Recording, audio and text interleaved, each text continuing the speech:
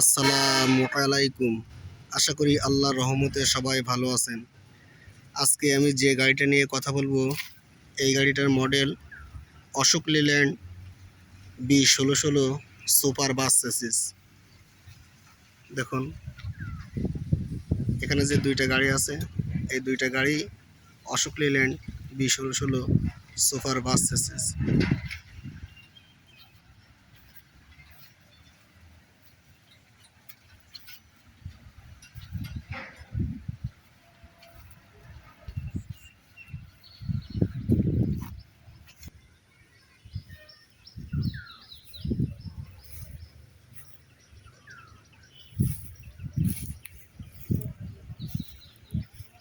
এই গাড়িটা 5 বছর অথবা 4 লক্ষ কিলোমিটার পর্যন্ত কোম্পানি থেকে ওয়ারেন্টি দিয়ে থাকে। ওয়ারেন্টি শর্ত হলো, গাড়ির যদি কখনো কোনো সমস্যা হয় তাহলে সেই কাজগুলো আমাদের ইফাদ অটোস লিমিটেড অথবা অশোক লেল্যান্ডের অনুমোদিত সার্ভিস সেন্টার থেকে সে কাজগুলো করাতে হবে। গাড়ির সামনে থেকে যদি নিচের অংশ দেখি,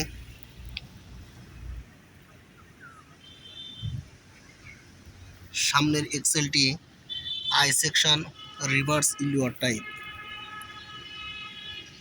সামনের সাসপেনশনে মাল্টিলিফ লিফ স্প্রিং এবং হাইড্রোলিক শক অ্যাবজর্বার ব্যবহার করা আছে।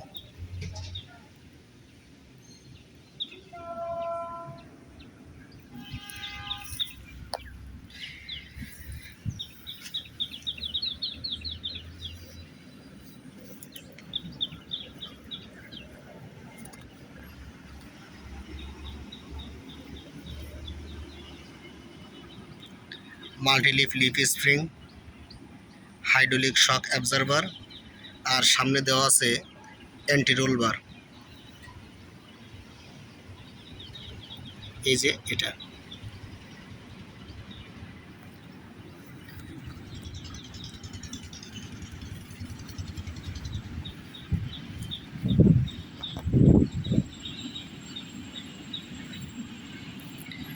ইন্টারকুলার অক্সিজেন বেশি করার জন্য, বাতাসকে ঠান্ডা করার জন্য, এবং পিছনে আছে এটা রেডিয়েটার, ইঞ্জিনের ভিতরে যে পানি আছে বা ওয়াটার কুলান্ট আছে সেটাকে ঠান্ডা করার জন্য।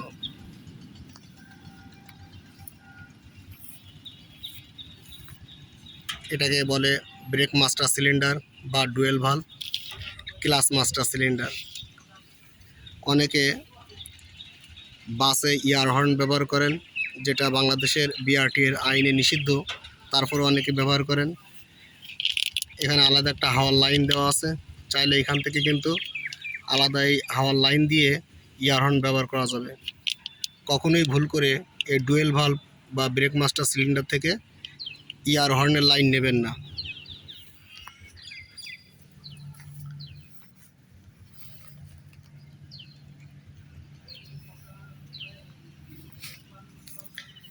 এই গাড়িতে স্পেয়ার টায়ার সহ মোট 7টা টায়ার ব্যবহার করা হয়েছে। সব টায়ারই রেডিয়াল টায়ার। দেখুন এটি সামনের চাকা, আর্টিস্টিক। টায়ার সাইজ 10 আর 20 বা 1020, 16 প্লাই, 16 প্লাই।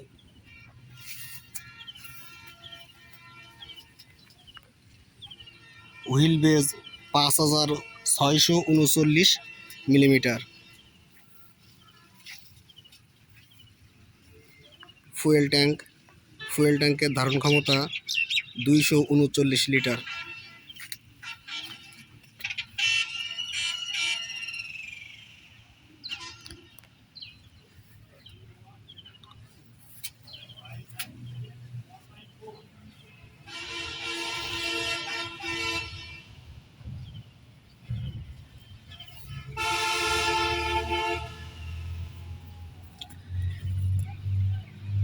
ক্লাস মাস্টার সিলিন্ডারটা সামনে দেখিয়েছি, এটা হচ্ছে ক্লাস স্লিপ সিলিন্ডার।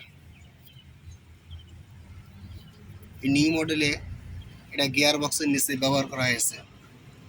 আগের মডেলে থাকতো গিয়ার বক্সের বাম পাশে, এটা এখন গিয়ার বক্সের একেবারে নিচে।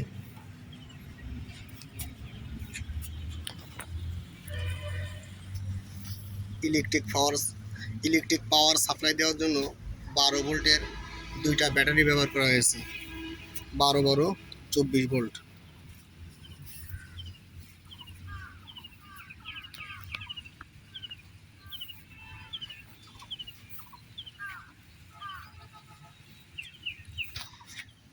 এটি পিছনের চাকা, পিছনের চাকার ভিতরে একটা বড় গ্যাপ দেওয়া আছে, দুই টায়ারের পেটে পেটে ঘষা লাগবে না।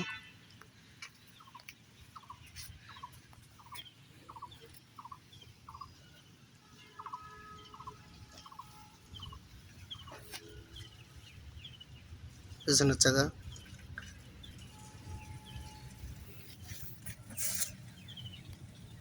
টায়ার সাইজ 1020, সবগুলো রেডিয়াল টায়ার।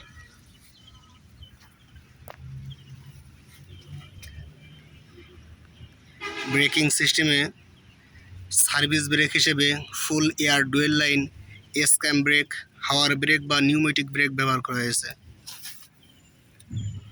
এটা হচ্ছে ব্রেক অ্যাকচুয়েটার। এবং পার্কিং ব্রেকটিও নিউমেটিক, শুধুমাত্র পিছনের চাকার জন্য পার্কিং ব্রেক। এবং এই ব্রেকটি কিন্তু, এই ব্রেকিং সিস্টেমটা অটোমেটিক স্ল্যাক অ্যাডজাস্টার টাইপ। যদি কখনো ব্রেক লাইনিংটা বা ব্রেক প্যাডটা ক্ষয় হয়ে যায়, তাহলে এটা অটোমেটিক অ্যাডজাস্ট হয়ে যাবে, খুলে অ্যাডজাস্ট করা লাগবে না। কাটিং শ্যাফটের সঙ্গে দেখুন এখানে হচ্ছে ইউনিভার্সাল জয়েন্টে দাঁত দেওয়া আছে, ফলে এই নাট বোল্ট কিন্তু আর ভাঙবে না। এই দাঁতে দাঁতে যে একটা মেশ করে আছে, সিনক্রো মেশ করে আছে, এর ফলে সুন্দরভাবে টর্কটা চলে যাবে ডিফারেনশিয়াল গিয়ারবক্সে।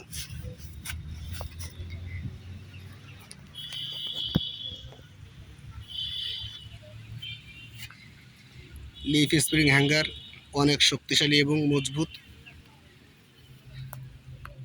লিফ স্প্রিংটা 2 স্টেজে দেওয়া আছে, এটা হচ্ছে মেইন আর উপরে হচ্ছে হেল্পার।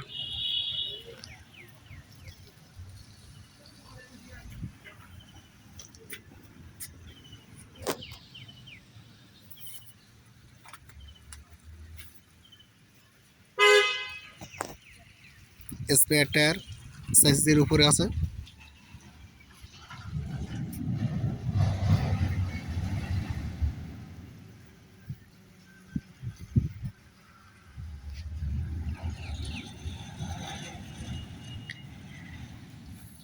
ব্যাকলাইট বা টেইল ল্যাম্প এটা সম্পূর্ণ এলইডি সিস্টেম। দেখুন এলইডি, সাইলেন্সার পাইপ স্যাসিসের একেবারে পিছন বরাবর দেওয়া আছে, বা টেইল পাইপ বলে। গাড়ির পিছন থেকে এখন নিচের অংশ দেখব।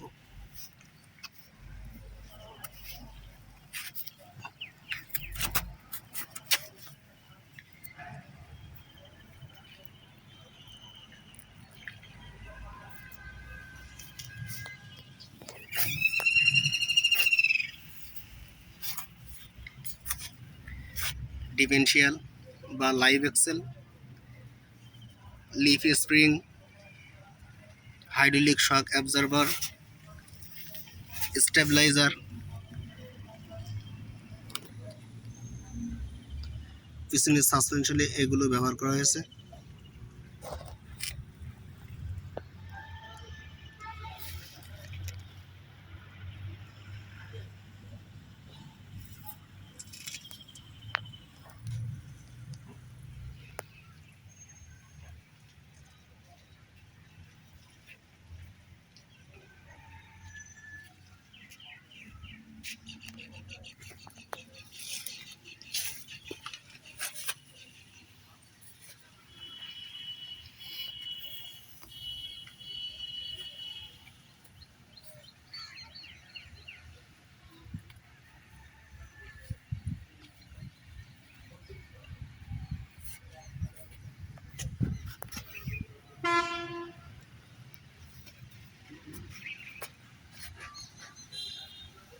এই গাড়িতে যে স্যাসিসটা ব্যবহার করা হয়েছে এটি সম্পূর্ণ লেদার টাইপ।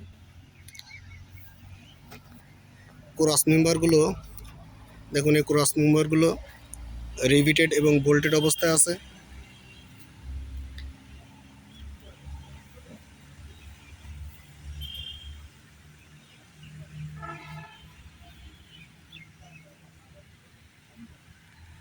এই স্যাসিসটা সম্পূর্ণ হচ্ছে 11 মিটার বা 36 ফিট লম্বা, আর wheel base 5639 millimetre.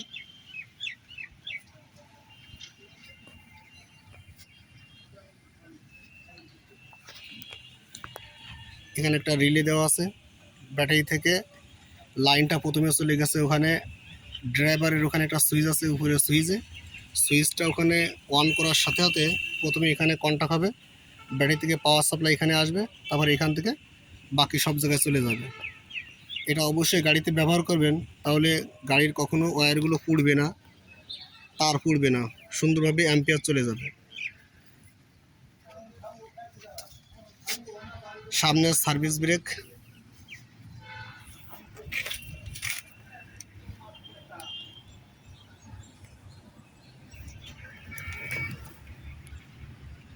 Gear box,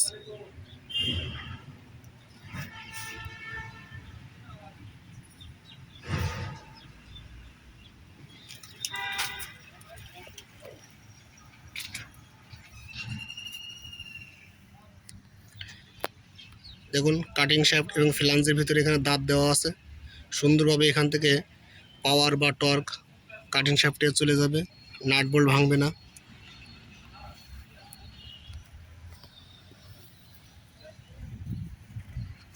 ফুয়েলের ভিতরে যে ডিজেল ফুয়েলের ভিতরে যে পানি থাকে, ময়লা থাকে, সে ময়লাকে ধরে রাখার জন্য এখানে ফুয়েল স্ট্রেনার দেওয়া আছে, অনেকে বাবুল ফিল্টার বলে।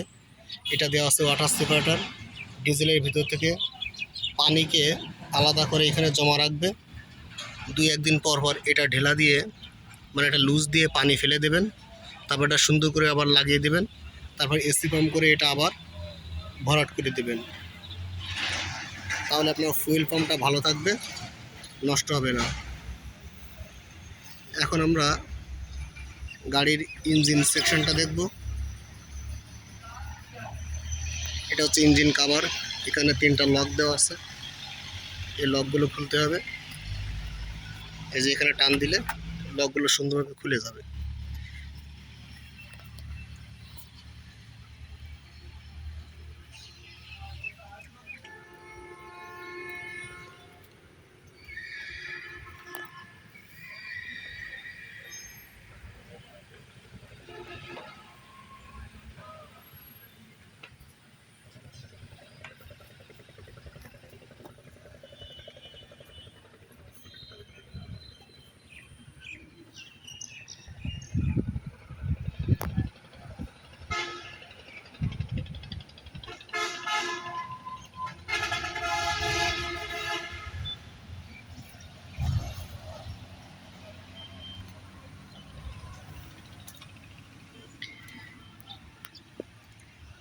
ZF গিয়ারবক্স, এটা জাপান এবং লিল্যান্ডের প্রযুক্তিতে তৈরি। জান্নারাত ফেব্রিক ZF গিয়ারবক্স, সম্পূর্ণ সিনক্রোমেশ ওভারড্রাইভ গিয়ারবক্স, যা 6 স্পিড সামনে এবং 1 স্পিড পিছনে, টোটাল 7 স্পিড গিয়ারবক্স ব্যবহার করা হয়েছে।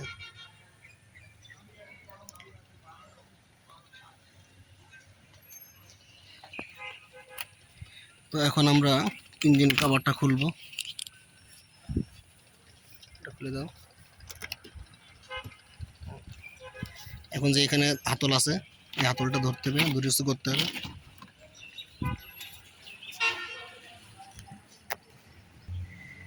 এবার এখানে লক আছে,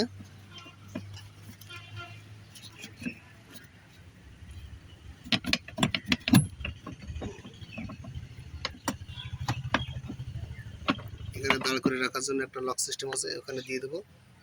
এবং এখানে কিন্তু আরেকটা লক আছে, যে এখানে আরেকটা লক আছে, এই লকটা এখানে দিয়ে দেবো। তাহলে সুন্দরভাবে এটা দাঁড়ায় থাকবে।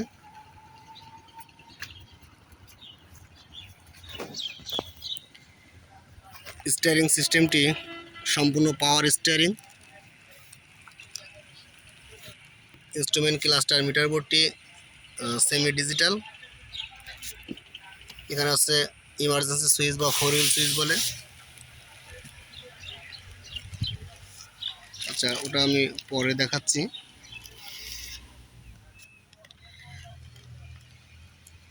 Gear lever reverse 1 2 3 4 5 6।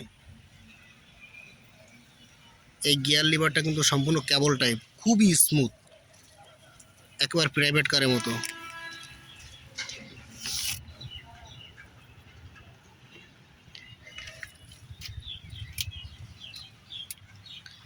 এই গাড়িতে যে ইঞ্জিনটা ব্যবহার করা হয়েছে এটি H series engine.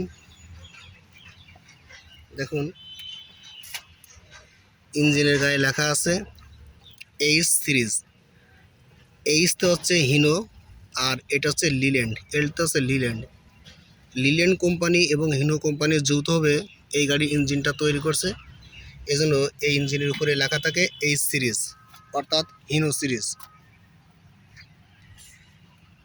6 cylinder turbocharger এবং ইন্টারকুলার যুক্ত ডিজেল ইঞ্জিন। এটা হচ্ছে টার্বোচার্জার, অনেক শক্তিশালী একটা টার্বোচার্জার। আর ইন্টারকুলার তো আমি প্রথমেই দেখাইছি ভিডিও শুরুতে। 6 সিলিন্ডার অর্থাৎ 1 2 3 4 5 6, এখানে 6টা সিলিন্ডার আছে। তো 6 সিলিন্ডার টার্বোচার্জার এবং ইন্টারকুলার যুক্ত ডিজেল ইঞ্জিন। এই ইঞ্জিনের সিসি 5759 সিসি। এটি হচ্ছে বুস্টার, যেটা হাওয়া এখান থেকে হাওয়া নিয়ে হাওয়ার যে রিজার্ভার ট্যাঙ্ক আছে ওখানে জমা রাখে। অল্টারনেটর 24 ভোল্টের, বা অনেকে ডায়নামো বলে, এখন তো আর আগের ডায়নামো নয়, এখন অল্টারনেটর।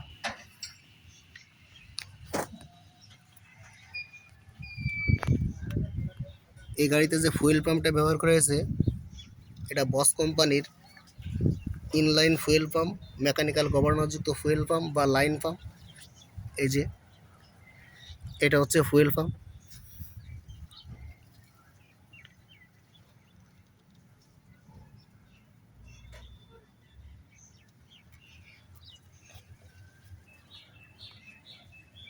Self starter motor.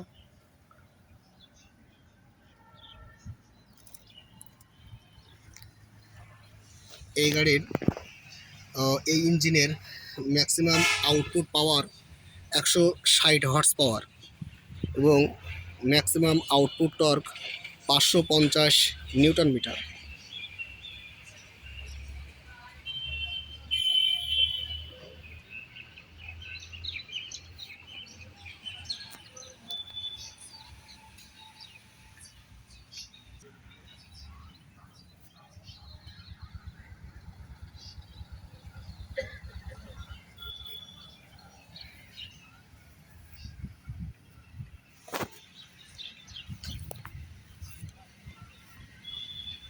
দেখুন এখান থেকে ড্রাইভার ওঠার জন্য একটা সিঁড়ি দেওয়া আছে, সুন্দরভাবে ওঠা যাবে।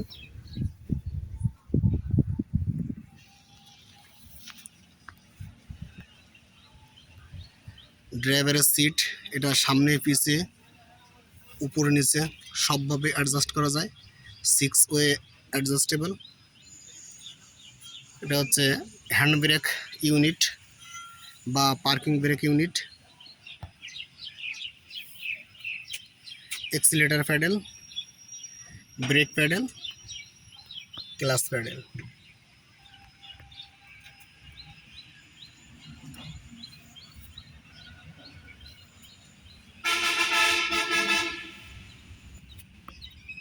এখানে যে হাওয়ার ফিল্টার কেস দেওয়া আছে বা এয়ার ক্লিনার যে ফিল্টার, এটা এখান থেকে হাওয়া প্রবেশ করবে।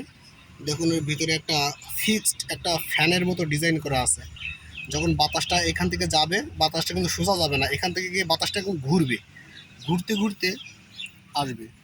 তো বাতাসের ভিতরে যে ভারী ময়লা আছে ওটা কিন্তু এই ডাস্টবিনে জমা হবে, এই যে এখানে ডাস্টবিনে জমা হবে।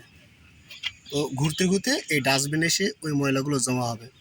তো আপনারা যখন টিপ থেকে বা গাড়ি চালায় যখন বিশ্রাম নেবেন, তখন অবশ্যই এটা ফাঁকা করে এরকম এর ভিতরে আঙুল দিয়ে ময়লাগুলো বার করে ফেলে দেবেন। দেখুন এই যে এয়ার ক্লিনার ফিল্টারের কেজের নিচেও কিন্তু একটা আছে, এই যেখানে এখানে একটা ডাস্টবিন আছে, ভারী ময়লাগুলো এখানে এসে জমা হবে। পাওয়ার স্টিয়ারিং গিয়ার বক্স,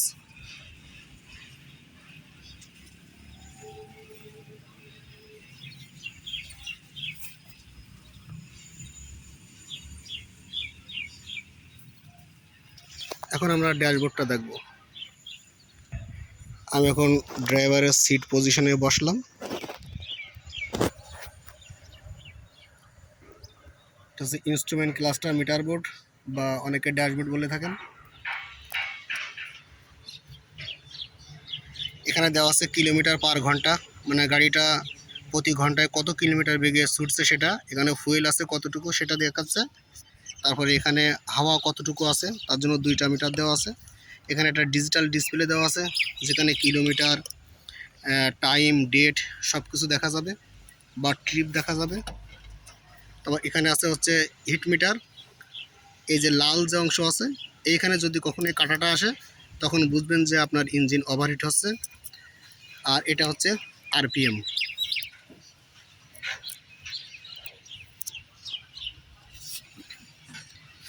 এখানে একটা সার্ভিস ইন্ডিকেটার দেওয়া আছে, যেটা দেখবেন যে নিচের অংশটা সাদা দেওয়া আছে, যদি এখানে কখনো লাল হয় বুঝতে হবে যে আপনার গাড়ির যে এয়ার ক্লিনার ফিল্টার আছে এটা ময়লা ভরে জাম হয়ে গেছে। ফিল্টারটা নতুন পরিবর্তন করে দিয়ে এখানে একটা চাপ দিবেন এই বাটন, তখন এই লাল সিগন্যালটা উঠে যাবে।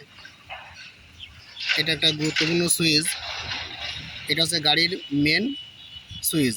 এখানে চাপ দিলে কিন্তু সমস্ত জায়গায় লাইন পাবে। প্রথমে হচ্ছে আপনার গাড়িতে আপনি এখানে চাবিটা দেবেন, এখানে চাবি দেবেন, অন করবেন, এরপর এখানে এই সুইচটা অন করবেন, নয়তো কিন্তু আপনার গাড়ি স্টার্ট হবে না। আর সমস্ত ইলেকট্রিক লাইনের জন্য এই সুইচটা দেওয়া আছে। এই সুইচটা দেওয়ার পরে হেডলাইট অন করতে হবে। কম্বিনেশন সুইচ, এখানে যে ফোটা, এই ফোটা এখানে অফের এখানে আছে মানে অফ। এটা হচ্ছে পার্কিং, এটা হচ্ছে হেড, লং ডিফার।